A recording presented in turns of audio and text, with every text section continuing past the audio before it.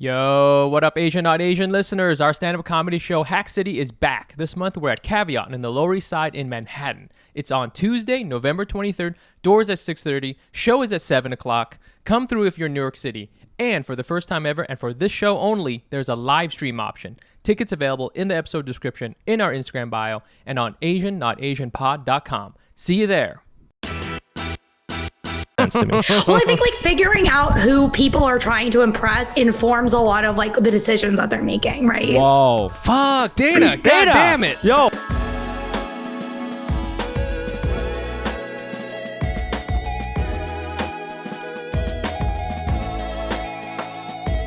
And welcome back to another episode of Asian Not Asian Podcast, a podcast where two Asian guys not from Asia talk about American issues no American cares about. I'm your host, Fumi Abe. And I'm Mike Nguyen. Today is Saturday, November 13th. We hope this podcast finds you with a lot of money. I don't know what you've been up to, but we hope there you go. That's good. That's good. We hope That's you got a very a lot Chinese of thing to say. Yeah. Is it Chinese We hope New you Year? have a lot of money. Yeah. Not even close, but okay, yeah. Yeah, it's in February. I'm an idiot. Today we're coming at you live from Los Angeles. We're all based in Los Angeles, me, Mike, and our guest. But we're decided all in Los Angeles. Still do it on Zoom. So we still decided to do it on Zoom because we didn't want to physically meet each other, which is such a 2021 vibe. Mike is visiting LA. Probably not even going to see you before you leave, which is hilarious. I swear to God, everybody's like, "Oh, you're going to go see Fumi?" And I'm like, "No." I legit, I'll be honest with you. It's not even because I don't like you or something. I talk to you all the time. Oh, yeah. All the time. 100%. You know? Why would we hang out? And I did a show. I'm going to talk about it later. But I saw one of my friends, Dennis, and he, I see him once every other year. Yeah. You know what I'm saying? I don't need to talk to Fumi. But anyways, if you're listening to us on Spotify, please hit subscribe so you can always be kept up to date with the latest episodes. If you're on iTunes, I'm sorry, they don't have iTunes anymore. If you're on the Apple Podcast app, please hit 5 stars. Leave us a review. We've been getting some nice reviews. We're trying to get to how many? 1,000? And here's the thing. I think that'd be great. I'm going to do this right now. Whoever is the 1,000th review, Mike will get that tattooed on his thigh.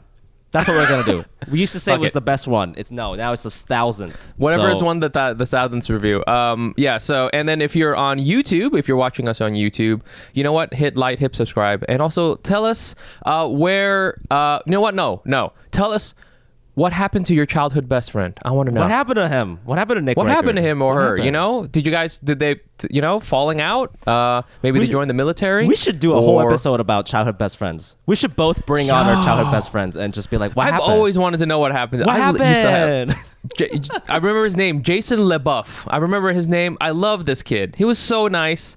Oh man, I hope he's okay. I don't know. I feel if you're a white dude and you didn't grow up super rich, you're in bad shape right now, Yeah. So hope you're doing all right, Jason. Well, maybe he donated on Patreon, which is a great transition to what I'm about to do right now. Before we start the show, we always give a shout out to our newest Patreons. What is Patreon? It is the best way to support this podcast. We're a complete independent operation, so we need your money. So if you like what you've been hearing, please go to patreon.com/AsianNotAsianPod, and in exchange, we'll give you bonus episodes. We slide into your DMs, and most importantly, we give you a shout out on this podcast where we guess your ethnicity purely based on your last name. So here we go. Here are the new people for this week. Nate Richborg. Richbourg. Richborg.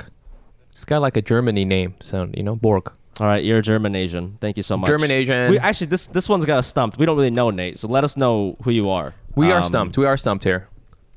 Okay, next we have Grace Kim. Oh my God, come on, That's Korean. Are you kidding me? That's Bible Koreans. This girl is straight up at the Christian Fellowship right now. Yeah. Oh, yeah. She's dating a youth pastor for sure, dude. It's crazy. For sure. Emil Chung. Emil? I think this is an Is it Argentinian Emil or is it Chinese Emily? person. No, Emil. Emil. Okay, Emil. Yeah, I'm getting a little bit of Mediterranean vibes. Yeah. But I think Chung, Korean. I think Korean. Chung I'm is going to say Korean. Well, they got Korean people, in Sicily or whatever this person might be. That's tight. That would be really good food there. Yeah. Okay. All right. Sicilian Korean. And last but not least, we have Haley Nguyen. Haley Nguyen. Yep, this is it's good old Vietnamese. Good old Vietnamese. We love it. Probably, going to UCI. Haley's like a young name. These new Viets, they got like the new Viets got the new names. It's interesting. You don't see a lot of like Michaels or Kevins anymore. It's a lot of like we don't see Michaels and Kevins. We're seeing Haleys. We're seeing like I don't know like an old kind of name. So shouts. Maybe you live nearby. Well, thank you so much for donating. And again, if you want to get in on this game, please go to patreon.com/Asian.AsianPod. Moving on, we always like to ask each other what kind of Asian we were this week to figure out what it means to be Asian American. So, Mike, let me ask you, what kind of Asian were you this week? Yo, I was a blazer Asian because I'm pretty sure. And I say blazer Asian. Yeah, it's so hack but here's the thing. Yeah, exactly. I'm an Andrew Yang blazer Asian. No, because I'm in LA right now. I'm doing some family stuff. Been hanging out in Rancho Palos Verdes where my aunt lives. Quick shout out real quick to the coffee shop that I go to. It's called Reverence. It's nearby. The barista there, her name's Casey. She's a fan, which was so nice. I was like, oh my God, she recognized me. You walked in and she recognized you? I walked in and I had my mask on. She's like, do I know you from somewhere? And then I was like, I have a podcast, which sounds so douchey. Yes, I'm so sorry to say that. I really wanted her to be like, nah, that's not it. I don't know. No, that's not it. No, that's not it.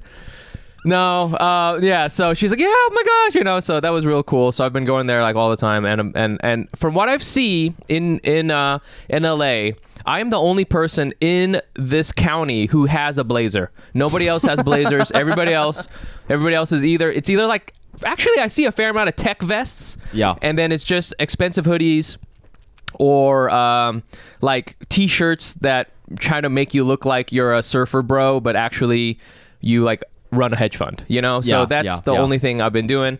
I did a show out here. Shouts to Ellen for having me on her show. It was in Venice. It's along the street called, I think it's a street, Abbot Kinney. Very cool street, and it was just such it's so funny because I tried to warn you about LA when you moved out here, Fumi, and then you were telling me all these things about LA comedies, this whole thing, blah blah blah, and I was like, yeah, whatever, I got it. But then you warned me, and I wasn't ready because I got on the show, and everyone else on the show has a blue check mark on Instagram. Yeah, bro, you're fucked. Mad followers. It's just like it's this whole vibe. Everybody at the show. Let me tell you this. You know how hard it is to do stand-up comedy when everyone looking at you is a 10? It's so difficult. It's a hot show. Everybody. That's a hot show. They were so attractive, every single person. Like from the bouncer to the bartenders, everybody was like so hot. And it's really hard to just be talking about, it's hard for me to get a boner now, like it's just I can't do it. Yeah. So, but it was a good show. It was a great show. Yeah. I feel like maybe that's why that I can't get a boner now, is a very like New York joke, because it's like where I'm just shitting on myself. Exactly. Yeah, but also like hot people in New York also have ED, and I don't know if there's something dirty about New York. I feel hot people in LA don't have ED. I think hot people in LA have a boner all the time. That's no. I think for some reason hot people in LA, they do have ED, they have erectile dysfunction, but somehow it's even harder that they don't. They're like, I don't even get hard, bro. You still getting hard? Yeah, it's like rebranded as like emo or something, emo dick. Or something. Yeah, exactly. I love it. You're so relaxed, dude. You don't even get a boner. Your dick is chill, bro. I'm so chill, bro, that I don't even get a boner, bro. Yeah, so that was a real fun time. It was cool. Not a lot of Asian people, which I was kind of surprised about. That street it's very like Murray Hill-y, It's a lot of white bros. Yeah. It's a lot of white bros. My friends, some of my friends, my sisters came. One of my friends brought his friend, and he had a classic like real angry Asian, mad Asian moment. Okay, what does that mean? Basically, he was standing. So he was real drunk, and different people. I wasn't there, but like different people told me different versions of the story. But according to him, he was standing in line for the bathroom, and then like a white dude like went and cut in front of him in the line, and he got super mad, and like everybody everybody had to calm him down. He made it racial. And I don't know if it was, according to my sister who was there, she said that he was in the wrong. He literally just went up to some random person and was like, oh, fuck you, you fucking, and I'm just like super mad, which I honestly respect. I was like, you're preemptively getting, you know what I'm saying? You're like, you're like preempting the hate crime by going Yeah. up to somebody you don't like and just getting super mad. But That's it was you know what? It was refreshing. You know, That's a very I liked straight it. Asian guy moment, though. I do feel like I get Totally. cut in the bathroom line a lot, and 99% of the time I don't say anything. You know. I will say that the last time I thought I got cut in line, I got mad and I was yelling at the guy. Turns out there wasn't a line for the men's room. I was in the line for the women's room. I was in the wrong fucking line. And I was like, hey, bro. Yeah. And he's like, dude, you're in the wrong line. And I was like, oh, fuck. Yeah. How do you recover from that? It's like, oh, You well, don't. I left. Well, thank you, actually, man. Yeah, no, I moved out of that neighborhood. I was like, no, this is you won. I didn't get it. That was me though. I'm a blazer Asian. I'm gonna bring blazers into the South Bay here. So what about you, Fumi? This week I was a birthday Asian. Okay, my birthday was on the 7th, and that was last Sunday. And you know, I've talked a lot about this podcast, how like about the relationship I have with my parents, and you know, it's very amicable, but I never really felt like they knew me, and in exchange, I don't really know them. And part of that is because I moved out at 18, and they moved out of the country, and we haven't really been able to spend a lot of time together since I was 18. For sure. And on this birthday, it became so crystal clear to me because they sent me they were like, "What do you want?" And I was like, "I don't know, whatever. I don't care. I don't need anything." And they send me a gift that was so like, when I got this gift, I was like, oh, you don't know who I am at all. You know what? I'm gonna give you 3 guesses. There's no way I'm gonna give you 1 guess actually, because this will take forever. But like, what do you think they got me? Okay. Now the context. They are Japanese as fuck. No, yeah, I am. Yeah. Okay, I'm a Japanese businessman. Okay, I don't know my son. I live in Mexico, but I'm not really in a relationship with my wife anymore. Okay, what do I get? Yes. Tap into that. Golf clubs. They got you golf clubs. Okay, no, but that's a very good guess. This is one above. This is gonna blow your fucking mind. Also, Dana doesn't even know who I am, so this is gonna blow her fucking mind. The fact that my parents would get me this. You know, like in Japanese like business culture, when you go to a meeting or something, you like bring snacks. You like bring expensive snacks. These are like rice crackers that are $40 fucking dollars, or like mochi gold from flakes like and shit. Yeah, mochi exactly. from like the really specific place in Japan. They got me like a box of like really, really expensive mochi from like some part of Japan. And, oh my god, yes. And really expensive like Jello or something, like peach Jello. And like the packaging is really cute, but it's like one of those things that you would bring to a business meeting, you know. Hello, it's a pleasure doing business with you, sir. Like, let's fucking build this factory in Oklahoma. It was. Thank you for coming to Hokkaido. Yeah, yes, we're gonna let's set up this Mitsubishi dealership. Dude, I swear to God, and I opened it and I was like, what the this is. It's so insane that your parents would get you that. You know what I mean? And I wasn't mad because, of course, it's delicious, but also at the same time, it's like... You're just like, what the fuck is this? It's kind of like getting your daughter, like, edible arrangements or something. That's the vibe. Yeah. You know what? You know what, though? I will say, I'm not to say that that's the first thing I would get you. The first thing I would get you is, like, a smaller fleshlight. But, like, the thing I would get you... But I wouldn't be surprised if you got something like that, just because you do like snacks. I see you eat. You eat like a squirrel. Okay, yes. you grab something and you're like putting it in your mouth, and you eat really fast, like you're afraid like a hawk will come down. Because you do like snacks. I will say you do like snacks. I do like snacks, but I think if you're going for the nostalgic thing, you could get me snacks. Oh, that's the other thing. Is like it's not like they got me snacks that I ate as a kid, right? It's like, oh, this is nice. Like I used to eat this when I was like 8. This is making me feel good. This is like sterile. Yeah. Again, let's business snacks. Let's do some fracking here, like vibes, you know. Like did it come like with his business card again? Yeah, it came with a contract. Like actually, I had to sign like a. Happy birthday! Great gift. I think that's good, man. I love that. Yeah, man. I'm excited to bring your guest on and ask her what kind of Asian she's been this week. Our guest today, she's a writer, actress, stand-up comedian, Twitter queen, best in the game. You know her, you love her. Give it up for the hilarious Dana Donnelly. Yeah. Hi. Woo-hoo. Hi. What's going on? Hey. Hi, what's up? Thank you so much thanks for coming along. Yeah, man. Oh my God, yeah. No, I just wanted to say really quickly, as the daughter of a white man who did a lot of business in Japan, I know exactly the snacks that you're talking about. Oh shit. Like, we had so many of them in my house. Like, I cannot even tell you how many like really expensive like those rice crackers with the seaweed. Literally, like that's shit. so funny that you said that. Right. That took me back. The gift was actually for you, Dana. Yeah, it was for like, here Dana, you go. actually. Dana Like, loves these Give this sorts to of Dana. things. I know she's on the podcast this week. Go ahead and send it to her. Yeah, man. So Dana, you heard what kind of Asians we were this week. What kind of Asian were you this week? This week, I think I was a pick-me Asian just because I've been working a lot on nose contouring. Okay, hold on. Okay. Hold on here. Okay. Okay, wow, that sentence. Wow, that's a I lot. got so there's This is a I lot. have so many questions already. Okay. Yeah. First of all, what is I see this sometimes on TikTok and all this. What is a pick me person? What does that So mean? a I think I know, but I'm not pick-me sure. Yeah. Is someone who's trying to distinguish themselves from other people like them for usually a white male cis approval would be like generally what that means. Yes. Okay. So like a pick me girl, what would that person necessarily do? Pick to me be girl a would pretend to like sports. She would I see. she would like pretend to like beer. Maybe she Okay. does like beer. I don't know. Maybe she okay.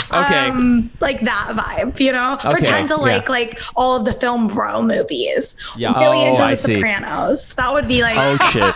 that's Okay. Got you. Okay. Got so you. How are you okay, a pick so me Asian this week? You were Yes. a pick me person, and then what is the second half of the sentence? I also still didn't get. So go Okay. continue.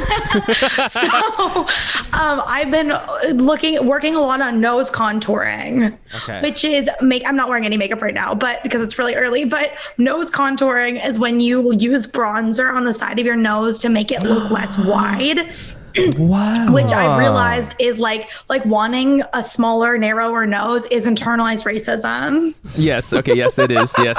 Because it's like my aversion to my flat nose is like just completely racist against myself. Do you feel you got real? I got the widest nose, I have man. such a wide, especially at I have certain such angles. a wide I'm like, nose. but it should be fine, but it's not, you know, because of like white beauty standards. Yeah. Is it like a big? Because I believe you're Filipino American. Yeah, and is that like a big thing in sort of like the community to be like, oh man, I wish I had a pointier nose? Because like for sure, I think some people like Vietnamese people a little bit to that extent, you know, they do, but yeah. I think like I don't know in Filipino culture how big it is. I think it's like Right. narrower noses tend to be like bigger in like I think probably Korean. Yeah, Like, I can see that. Yeah. Okay, culture. so where did you like get this? Is this like a trend? Like, you know, this. So this that's the thing is everyone is nose contouring now, including white people. So Oh, it's like shit. so now we're seeing white girls with already like narrow nose bridges, contouring them to make them even tinier. The so like tiniest little nose. like Barbie invisible, like people are contouring Right. their noses away to like Voldemort status almost. like Voldemort, dude, is the ultimate pick me dude. You know, Voldemort is the ultimate pick He's, me. a Yeah. pick me. He's like I'm not like nose. other evil wizards. I can't die. Yeah, love me, His Brixton. nose is great. Yeah. He has no nose. Wait, Look so how narrow my nose is. does that really work? Because what you're describing to me, that almost sounds like an optical illusion. Do you know what I'm saying? Like, So this is- really works? Okay, it is kind of an optical illusion, and I think in person it just looks like your nose is really dirty. Maybe I'm not doing it right. Maybe I'm not doing it right. But I think it looks like your nose is dirty. But so many people exist just like online in pictures, so I guess it's fine. Like, Okay. Why did you decide to be a pick me Asian this week, approving for the cis white approval? Because you already got yourself a white boyfriend. He's beautiful. You got picked. You got picked. You're chosen picked. Asian. no, You've been it's not picked. about my boyfriend. It's not romantic. It's like I think I'm like okay. What I'm realizing is like as much as Hollywood like wants to be progressive and stuff like that, they want points while also being able to like cater to their most racist impulses. Yeah. Whoa. Yes. Yeah, Yes. So I want a job. That's Okay. There you go. Capitalism. Yeah. And Do it you, sucks. I hate that. Yeah. Yeah, but yeah. that's what I did this week. Okay, all right. Did you have like, do you do this like before auditions and stuff like that? Is that what you're doing? I've been doing it. Well, so I didn't do it for one like self-tape that I did, and I was looking at my nose, and I was like, it's so wide. I was like, I just know they're gonna be like, who's this wide bitch, lady, flat nose lady? Yeah, come on. Yeah. That's so That's real. why you didn't get it. You can blame your nose. Have you ever gotten? That's crazy. I don't know how common this is anymore, but I feel like I've definitely heard celebrity stories about like, I went in and they told me I was too blank. Have you ever gotten critiqued for the way you look or your height or something like that? What is the critique they get It's you totally with? possible, but I've never heard anything because like anything that they would have said to like my reps, I guess, and like my reps aren't gonna like tell me something like that. Right. Yeah. Probably, unless they think it's true. Right. I'm just imagining your reps just like hearing all these racist things, just like, and wow, we cannot tell Dana that she is that's too why dark. I'm like, one of my agents is Filipina, and I'm like, I'm sure she saves me from a lot, Oh my God. Damn. That's horrifying. There's probably a whole email thread about flat noses. And honestly, I'm probably on that. Noses. I'm probably on that. Mike is on that Me thread. too. Dude, yeah, we're on the flat nose email. Flat nose do not cast list. They're like their noses are too flat. There's a casting director somewhere in West Hollywood with like a huge like wall full of flat-nosed Asians. It's like none of these folks. Just stills of our noses.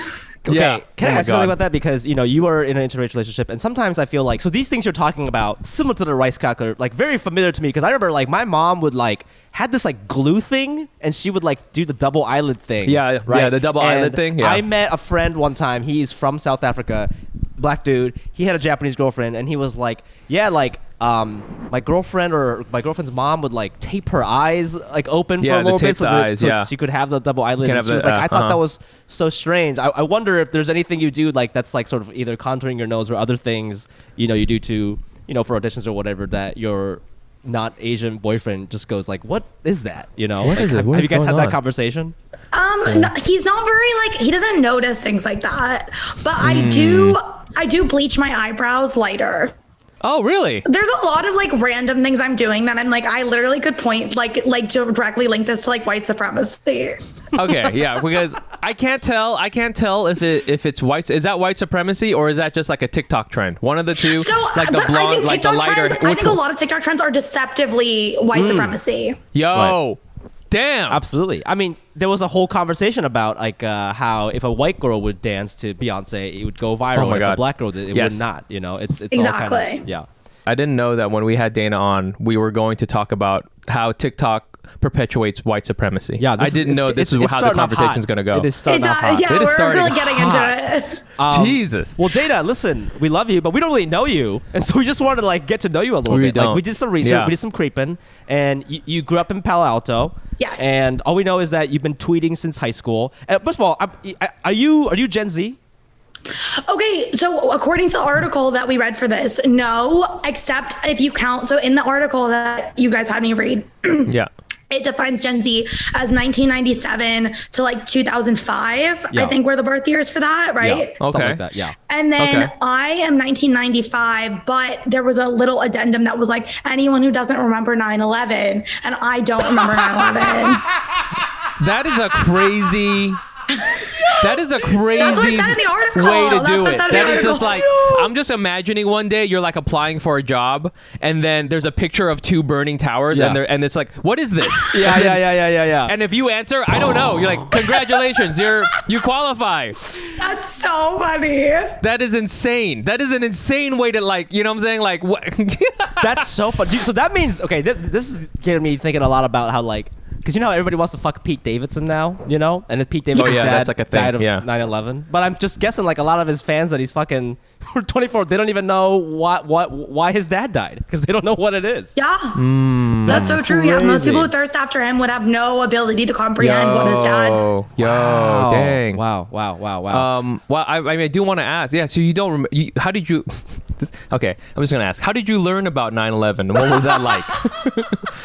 Because I remember it, and I was like, in some ways, I always think about this. Like, I'm not even mad at anyone who doesn't remember, because to be honest with you, it was a horrible day, and it's Right. not like, oh man, You missed it, dude. It was so tight, man. It's not like like a fucking music concert where You have to be weren't there. Yeah, it's not Woodstock. You didn't see Beyonce, dude.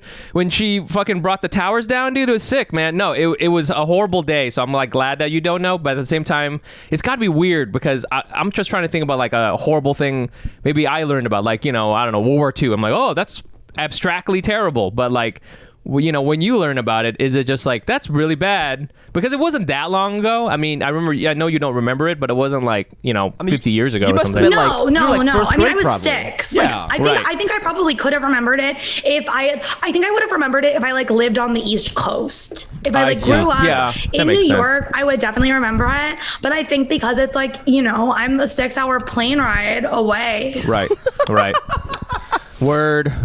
I love it. Yeah. So you grew up and you've been tweeting in high school. And then how long you been doing like this whole comedy thing?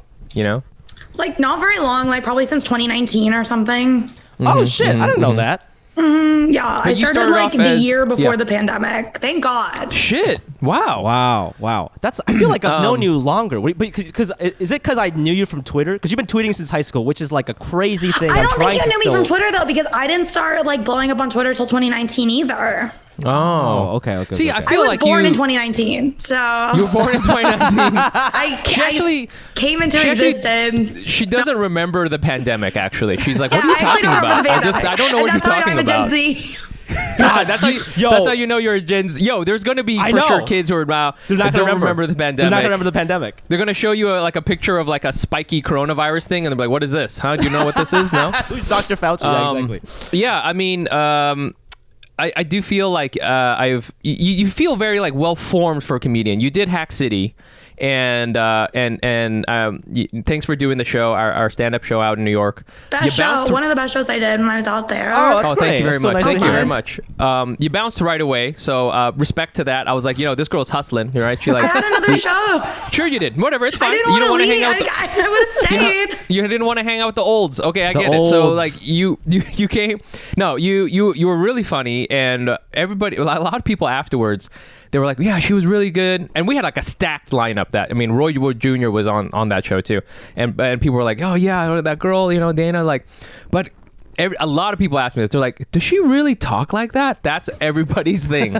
So I was like, "Yeah, I mean, she's playing a character, but that's her voice. I don't know what's going on here. Like, why is everybody so shocked? Do you get that a lot? Do you get that a lot?" Oh, well, I don't talk like that, really. Like I do kind of, but it's like so played up. Like I don't think it's. It's not exactly the same. You got Twitter going on. You're an actress. You got all this stuff.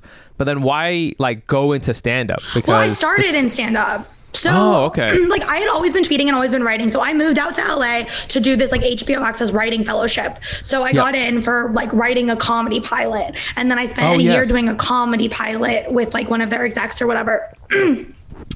And I just wasn't really having any luck getting jobs just writing. But I always just saw myself as like, I'm just going to write, whatever. And I was still tweeting, but I didn't really have followers. Like I probably had like 300 followers until July of 2019 or something. Shit. Like, Whoa. I think a lot of people, like, it just happens so fast. So it's like not like it's hard to like comprehend, but it's like I started in stand up. And the only reason I have Twitter followers is because through stand up, I met my friend Ginny Hogan. Yeah. And she just started retweeting me. And so it was like when she started retweeting me for the first time, I had motivation to like actually try at Twitter because like if I tweeted something good, it like actually people would actually see it for the first time ever. Yes. Because Twitter, unlike TikTok, is one of those platforms where if you don't have any followers, you basically can't break through the algorithm. Yeah. It's Like, kind of like you a can't. weird like catch-22 because you're trying to get followers, but you can't because you don't have any followers, and you don't have any followers because you can't, you know what I'm saying? Like it doesn't make any sense in a lot of ways. And also what I realized too was as I started like, having my tweets seen by more people because Jenny was retweeting them, I could actually get more data on like what people like were liking and like what I was tweeting that actually was funny or good.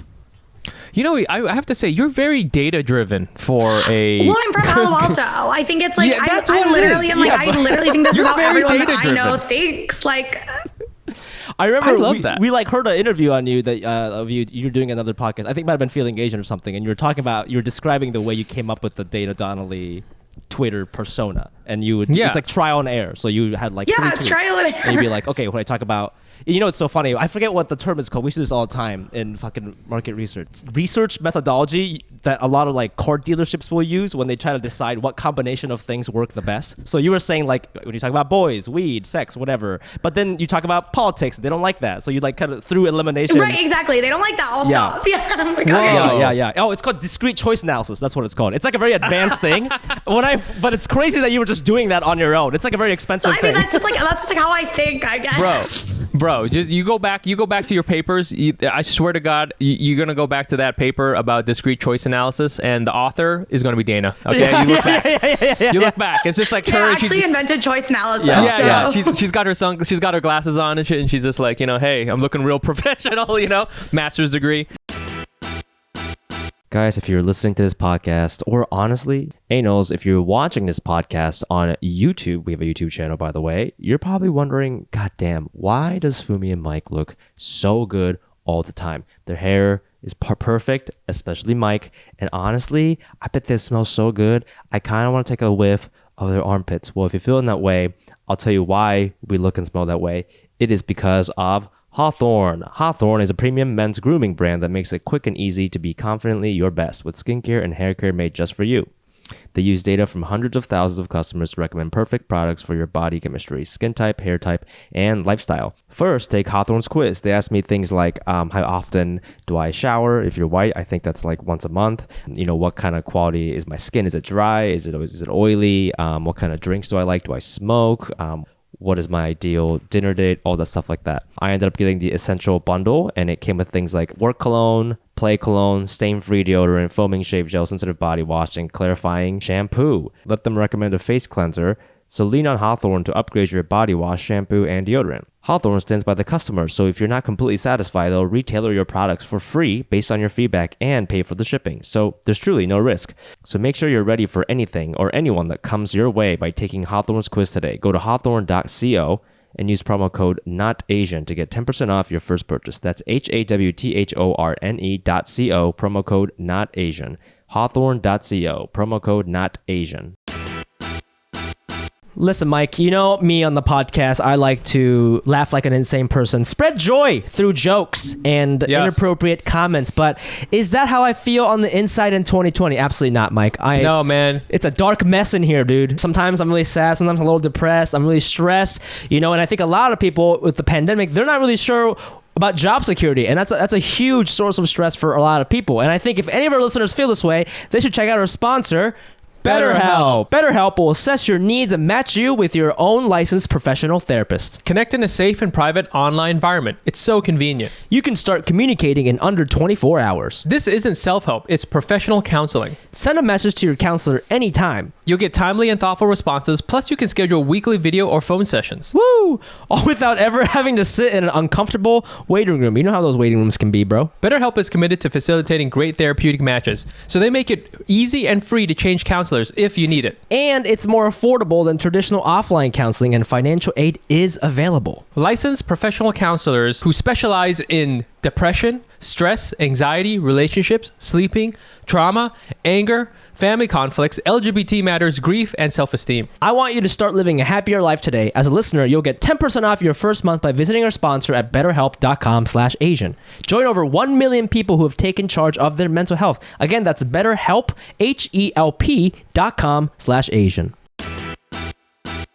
I have a quick preamble because I was doing research, and if you type in your name, Dana Donnelly, just a search, you get some heinous tweets. Not you. I'm saying people tweet about you and they say all sorts of crazy shit. And I'm like, wow, this is like such a strong reaction. You know what I'm saying? I don't know. For some reason, I really I incite a lot of rage in people. Yes. But I feel the most famous influencers often do. And I think there is like a level of it's very hard to be popular and beloved. I think it's pretty easy to be popular and controversial. Yeah. Well, I was just thinking about I had this conversation with Young Me recently, Young Me Mayer, and she had a viral video about the translation of Squid Game is wrong, but then people were like, well, you're watching the closed captions. Those are not the subtitles. So she was wrong. And she was like, well, that's my thing. I'm loud and wrong. But she went viral. Yeah, she went viral many times. Yeah. I guess it's just I think It's so weird. I almost feel like I could just get on TikTok sometimes and inaccurately tell a historical event in Japan or something. Yes. And it would go viral because people would get mad that I'm saying. Well, yeah, like things that make people mad go viral. It's like literally like when girls want to go viral for things too, they'll like white girls, they'll like use like a foundation that's too orange so that all the comments are like you're orange and then the video pops off. Whoa. What do you think about that culture? I mean, I don't know because I'm like I guess I just like what like because anyone could like go viral. I'm like, what? So few people are gonna like turn that into anything else. Yeah. I see. So it's like you go viral for being orange, but then what? You're right. And then you have a book, My Orange Life, and then you my go orange, on, a day in my life as an orange girl. Yeah. As an orange American. Yeah. You have a TED Talk where you're just orange. I mean, that's crazy. So like, you got your Twitter persona, which I feel, would this be fair to say that like that persona and your stand-up persona are very aligned, or would you say they're kind of like, I would say there's a good amount of overlap. I think they're a little different just because I think a lot of times like tweets as written don't translate. Yeah, for sure. But yeah, I would say it's similar. What are the things that you want to talk about but you can't? Because like, so for example, because your brand. Like I'm not great at Twitter at all, and I was going to ask you to be my consultant later on. But one thing I would love to talk about is just like the Crusades, but there's no way that would make any sense. Like I would be like, yeah, man, Jerusalem fell in 1038. That's tight, but like that, I don't know how the fuck I would do that. I think on TikTok, but I love talking about history. On TikTok, you absolutely could do history videos and stuff like that. Very specific kind of stuff works on Twitter, I think. Okay. So is there stuff that you wish you could talk about? Like, you're real into cactuses. I have no idea. You know what I'm saying? That you wish you could put out there that it's just not going to work because of sort of your little system you have? Honestly, like, I mean, not really, except for like just like being serious, just like any sort of like earnest thought that I'd want to share. I think that's really hard to share without like some sort of angle.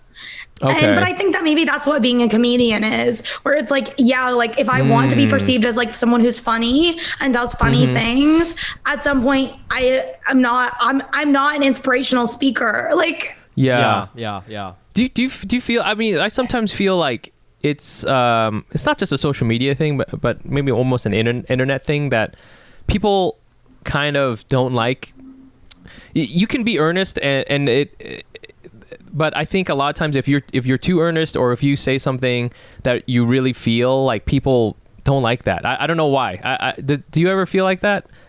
Like being earnest is kind of seen as being. Yeah, like I don't know. People don't want to hear all the times like true truths, Right. Yes. Damn. All right. Well, let's get back to that orange then, I guess. Yeah, go viral for being orange. That's what I take away from this. Athletic greens. Bro, Fumi. I'm getting old, man. My joints, they're all weird. Yeah, they're gross. Gross. My hairline's all crazy, okay? You know what? I try to stay healthy, though. I try to stay healthy. I try to stay mellow. Sometimes I can't eat the way I need to, or I don't get enough rest, or I stress myself out. You stress me out. Comedy stresses me out. But what I do some practices that help me stay chill, man, okay? That means sleeping. That means doing jujitsu.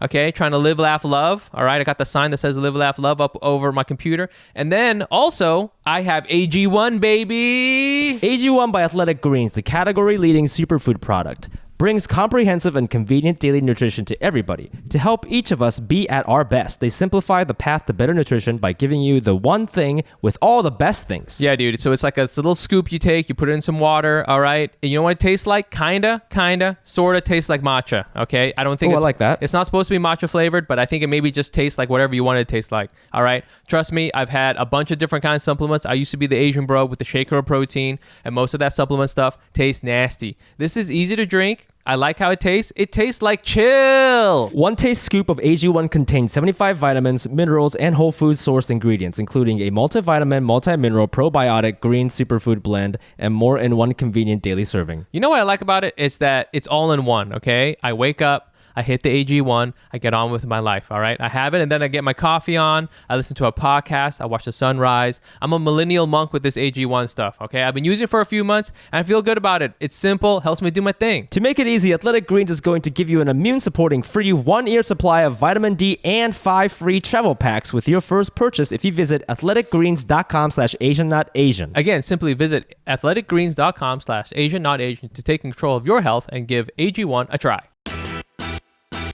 Mike, you know me. I know and you. And if you know me, you know that I love, I take care of my body. You do. I take care of my mouth. I love clean habits. I'm a clean habit guy. You're a very clean floss Asian. Yes. like a mother. Beep.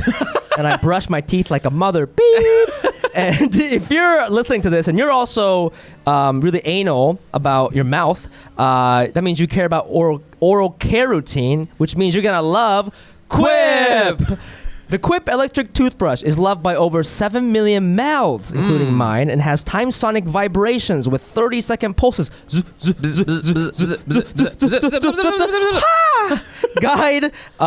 Pulses to guide a dentist's recommended 2-minute clean.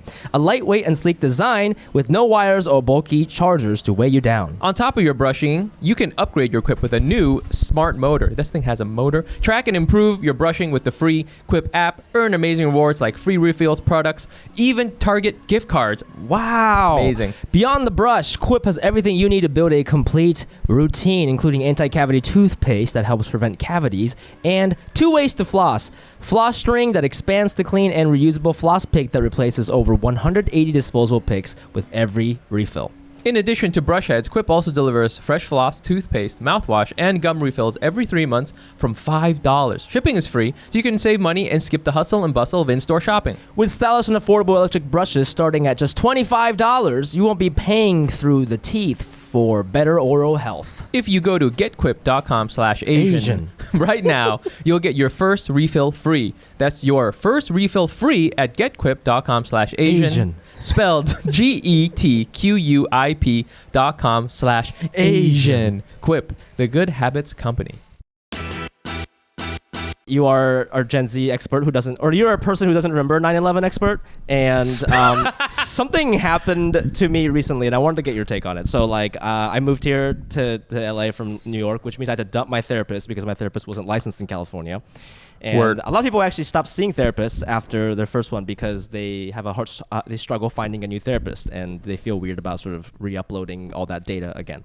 And I've been, kind of struggling to find somebody that I like and within my insurance plan and all that. And I was referred to somebody recently, and we were kind of hitting it off on the phone, and I was like, oh, this is so great.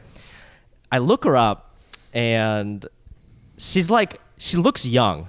Okay, I'm 32, and she looks young. And so on the phone, I was like, I don't want to sound offensive, but can I ask how old you are? And she was like, oh, that's okay. I'm 27. And so I'm looking at her now. I'm looking at her LinkedIn picture, and this is her LinkedIn picture, and she's got a cool nose ring. She just looks fucking cool, like a cool 27-year-old. And she goes, "How does that make you feel? Is that okay? Is that okay that I'm younger?" And I didn't really have an answer because I was like, well, it's not like I want an 80-year-old therapist, I don't think that's good either. So I don't know how that makes me feel, and I'm gonna try it. But I wanted to ask, how do you feel about?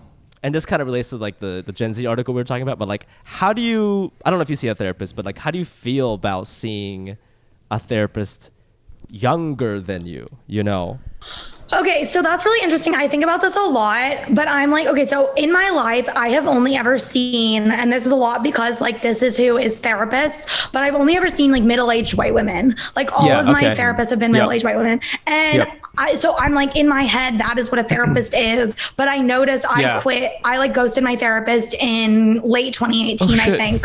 Oh shit. Okay. And she was a middle-aged white woman. And I just kind of realized after a couple, what I would consider to be racially insensitive comments that I kind of had dismissed, because it's, again, so hard to start over with a new therapist. Yeah. That, you want to make it work. It's like a bad relationship sometimes where you're what did she say? So did she talk about your flat nose or something? Yeah. What's going on? No. She was just she was just a big defender of actually it is really hard for white guys to get jobs in Hollywood. Oh, come on. Well, how did that Yeah. It was like basically me complaining about an ex-boyfriend and her trying to make me have more empathy for this ex-boyfriend. Oh, fuck that. Come on now. It was just really bizarre. It just got weird. Yeah. Also, like, okay, I started to suspect that she was a Trump supporter. Uh-oh. But she wasn't. Yeah. She wasn't. She Okay. was just like conservative in like a Democrat way. I see. center She left. wasn't like Anyways. real orange looking. Okay, got it. Yep. I ended up ghosting her, but after that, I was like, okay, from now on, I want a person of color who's not that much older than me, because I also realized I was spending so much time explaining the nuance Yes, of someone looking at yes. your Instagram story or not. Yes. No, And for I real. like that. You So ain't like, got time to explain that to somebody. that Yeah, would what be does that mean? solved if you were 5 years older than me. If you were 5 years older than me, I wouldn't have to say all this. Yeah. Right. That's a great point. That makes a lot of sense. Yeah, I mean, even this article was talking about. See, now I'm feeling better because, like, to your point, I think if I got somebody like because she's 27, and we're generalizing here, but like she might be more in tune with like sensitive language and like pronouns, and she was just gonna get all that. I think there's a more fundamental understanding. I also think like our generation, and maybe I'm wrong, I think our generation tends to be actually a little more like self-actual. I think there's also like boomers actually don't get how bad things are for millennials and Gen Zs, like from a financial or career standpoint either. I get that. I see that for sure. I think there is a big gap there in the understanding that about how difficult it is. It isn't. They just see us like fucking around or something. And a lot of us actually have like a lot of jobs. Yeah, but there's a lot of pain underneath really that Supreme hat you're wearing. 100%. So oh my God, so much. Well, So actually, much pain. when I was talking to this therapist, I was going to text you, Mike, because I know you see somebody, and I don't know if you want to talk about this, but like, how old is your mental health counselor? Because you're like a little bit older than me, so for you to see a 27-year-old, I felt weird about seeing a 27-year-old, but like for you, I'm assuming maybe it's a little bit more. I don't know. I don't want to use the word weird, but maybe unconventional. And I don't know. What do you think about that? I mean, I think it's. I don't know how old my mental health coach is because we do it on text, and I just see this person's avatar. What? So it's all on text. So I just see this person's avatar. So I have no idea. So it's like on Slack or something? What the fuck? It's through an app called Ginger. So I have to use this app called Ginger, and I do it through that. That's crazy. And Go on. Yeah, we'll talk about that in a second. So I think I mean it's interesting because I think therapy is a special case because you do want to be able to relate to this person because you're working on mental health and emotional health, right? Yeah. And so I think having someone who maybe closer to your age, could facilitate something like that. I always get weirded out because like I'm like getting up there, and so a lot of my healthcare providers are like other healthcare providers. I'm talking about like. The other day, I mean, like earlier this year, I'm pretty sure my back surgeon is younger than me. I'm pretty sure.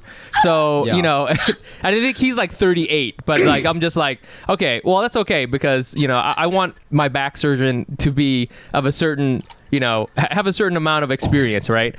Now I'm like, I'll go to like different things like, all my optometrists I've ever been to now are all younger than me. I don't know what it is. Yeah. Like all optometrists are all 25. And then the other day I went to go see my dentist, and my dentist is younger than me, and he's got to be like 30. And it's hilarious because I was getting all this dental work done. I had my sleeves rolled up, and then he's like, "Hey man, where do you get your tattoos from?" And I was like, "Oh, this place." And he like left and came back with a notepad so we could write down all the places I get tattoos. He's like, So "Okay, cool. funny. So you go to Greenpoint Tattoo, and then you go to Rose, and then you also go to Smith Street. Okay, who? I was like, "You're my medical provider." Yeah. Like yeah, shut the hell up and it's like stick that camera up my butt. yeah, it's like he was asking me, "Hey man, you got to connect for Molly," and I was like, "Dude, try to keep it a little professional." So I think it is. For mental health, I think it might be all right. Well, my initial reaction was like, I don't know if this is true, but I was like, damn, like I don't even know if she knows what dial-up sounds like, and if she doesn't know what dial-up sounds like. Do you know what dial-up is, Dana? Is she have you heard about it? Yeah, you heard about it in have the you heard of museum, dial-up? maybe? Okay. I don't know what dial-up sounds like, but that's only because I, again, grew up with techie parents, so we just had like DSL really early. Right. But DSL right. was one after dial-up. DSL was I faster know, than but that's dial-up. that was fire. I only remember DSL. That's the first thing I remember. Oh my god. Your first memory is DSL. Your first My first memory. memory is DSL. Yeah, Your using first memory- DSL for my Neopets. Yeah. Oh my gosh. Neopets. Logging on to neopets.com. Well, Oh this, my God, this love article that we want to talk about this week it was a New York Times article, and the headline was the 37-year-olds are afraid of the 23-year-olds who work with them. And basically, the article was about, it wasn't necessarily shitting on Gen Z, but it's about like millennial bosses like you and I, Mike. If we're working in the real world, we might have like analysts who are 23, 24. Sure. And we are scared of Gen Z because they are very bold. And a couple of examples that they gave in the article is like, one day like a 23-year-old just text his manager and be like, hey, I'm actually not mentally well this morning, so I'm not going to come in. They'll start a text like that. They'll, when all the Stop Asian things, hate things were happening, they would email the CEO and be like, what are we going to do to speak up about this? And the CEO was like, we're a potato company. And they're like, well, we're a political potato company, right? So it's like a lot of people kind of speaking up, and they're very sort of like bold. And I just kind of wanted to open up a conversation about like, Mike and I, we're getting a little older, and I think we are working with a lot of Gen Z people. And I wonder if millennial comedians are scared of Gen Z comedians. I don't know. Like, Dana, do you feel that way about some of your older comedy associates? What did you think about this whole article in general? Yeah.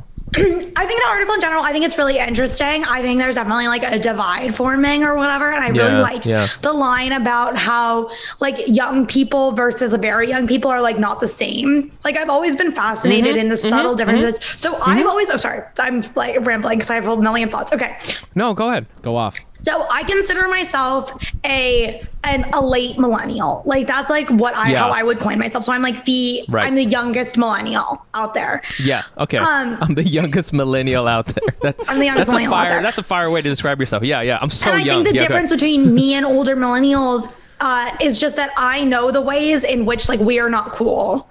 And they don't necessarily know them. So it's like not that I'm cool like Gen Z. I don't think I am, but I know my failings. Like I can tell you exactly the ways in which Gen Z would think that I'm cringe. Like I know why they would. For sure. Yes. Like yes. what? I'm not gonna change those things, but I know what they like. Well, you're aware. Yeah. What? Give me one. It's just like the way you use social media. Sometimes it's like the kind of posts that you do. Yes. Yes. Like emojis. We're not supposed to use that You're anymore. not supposed to use emojis. Yeah. I mean, emojis when used like not ironically, I think. I don't know when you would use it ironically. I'm so genuine with my emotion. Like emotion, it's this is how I feel. This guy with the fucking mustache. Yeah. I mean, I love an emoji, but I'm a millennial.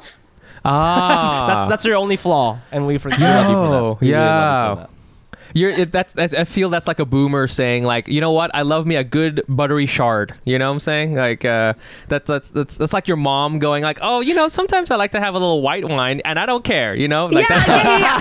That's like us. We're like, sometimes I love me a good emoji. Okay, I think meme stuff gets to millennials later, so they're like thinking something is funny like 2 years after it's funny.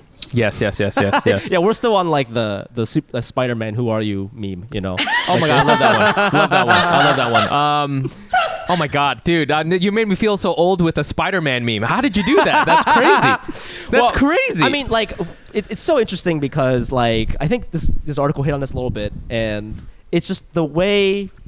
Like the reason why Gen Z is like that, they don't want to work 9 to 5 because they grew up in an era where like I can just post this and I make $10,000. So why would I need to come in 9 to 5? And Dana, I know your sister has a crazy like coming up story where like she got famous for like doing gross things. I don't know exactly what like was for she, like, for eating toxic substances on Instagram. Right. Oh my like, god. So how like that's like if I saw that on a resume, I don't even know how I would even go about being like, what are your strengths and weaknesses? And so that's like the thing is, I think a lot of adults don't. So I'm like, to me, I'm like, my sister is very impressive, but I can tell that like, getting jobs and stuff, and like I'm sure she'll be fine. But like I think people don't know how to interpret what it is. Right. Yeah.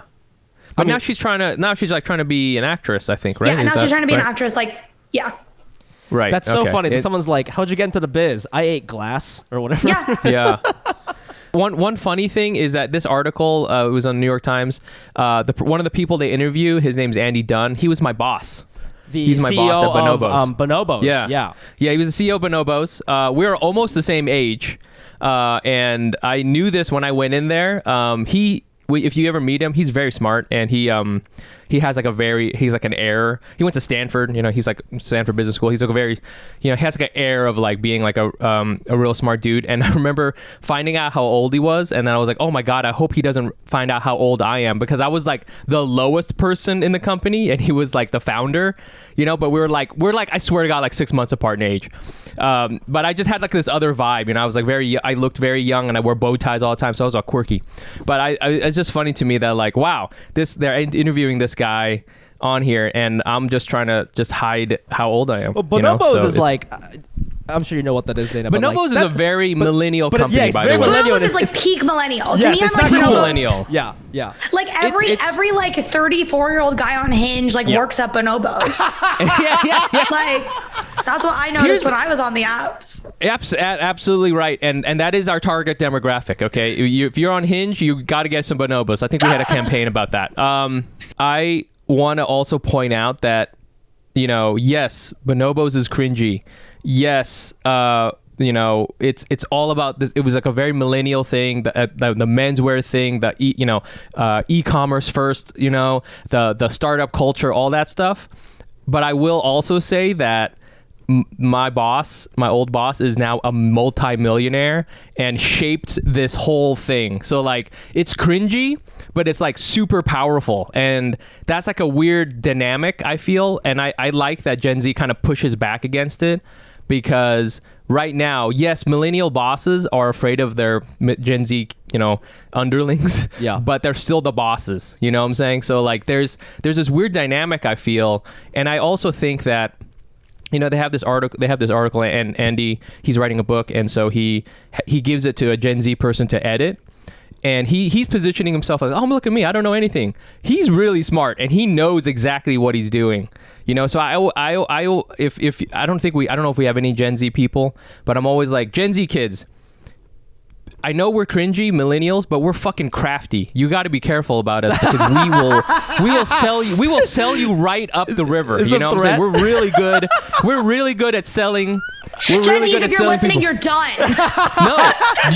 done. No. I'm saying that like, just be careful, because we will. You know what I'm saying? Like we fucked up. We were supposed to change the world with our like avocado toast and all that shit, and instead we just became the owners. Right. So like right. we perpetuated the system of oppression. It's too late for me. Okay. All right. But I'm hoping Gen Z kids can like change the system, because we failed. Millennials failed. Well, all of the things, it's like the kind of thing where it's like you have to have something cringy to get to something good. Right. Yeah. Then that will become cringy. Then you have to get something good. That's like, a it's good like, point. also I will say bonobos, I feel like paved the way for a lot of like men being able to look nice. Right. Yeah, right. That's true. That's true. Like straight men, I think like before brands like bonobos were literally like, oh, it's gay to dress nice. Yeah, absolutely. At 100%, that's right. So I mean, are there any other good things that sort of happen in here? I do think back to when I worked at all these different startups, and how much, I will say, I did not like the what is it, the startup work a lot culture. I'm here like 70 hours a week, and we're playing ping pong and drinking coffee. I was like, this is stupid. I do not like this. So I also want to eat glass and just chill, dude. That sounds tight as fuck. I wish we could do that. I think millennial CEOs are like pick-me's for boomers. Oh shit! You know what I mean? Whoa! Damn! That's real, dude. Like, oh I'm like, why are you doing this? We all know it's lame. Yeah. And they're like, contouring our nose for the Gen Zs. We're contouring our work schedules. So it looks like it's like a way more hours. Yeah. And the boomers like, yeah, you're cool. Yeah, you're cool. Yeah, you're just trying to appease like your 57-year-old boss. Oh shit, Dana. Damn, dude. If you weren't doing comedy, you'd be like a millionaire right now. That's what I'm getting from this conversation. You know what though? I bet you're still a millionaire somehow. You're still also like still a millionaire. But like, no, that's a really good way to think about it. I think that's such an interesting idea that, I always think that memes and things like Pick Me or, those sorts of things are ways for people to like make sense of the world, because the world makes no fucking sense. And so, memes are just ways for us to try to like order it in a different way. And like, Gen Z's, I'll like, on Instagram, I'm sure these memes are mad old, but like on Instagram, I'll get served up these kind of like what I would call a Gen Z meme, where I feel Gen Z memes are kind of scary to me. Like as someone, they're scary. Like I don't understand what's happening in them. And but I also think, oh, this is probably a way for some young person to try to make sense of the world. And I think, the pick me thing makes, if you could apply that to, you should go to Harvard Business School and talk about pick me, man. That makes a lot of sense to me. Well, I think like figuring out who people are trying to impress informs a lot of like the decisions that they're making, right? Whoa. Fuck, Dana. God damn it. Yo, can we enroll in your business school? Like, what the Yeah, fuck? like This is we're wild. doing it. What did you call it? Choice analysis? Oh, discrete choice Yeah. analysis? That is so true. Yeah, who you try to impress. Because I feel like I'm always trying to. Going back to the Gen Z comedian sort of discussion, for a while I was afraid of.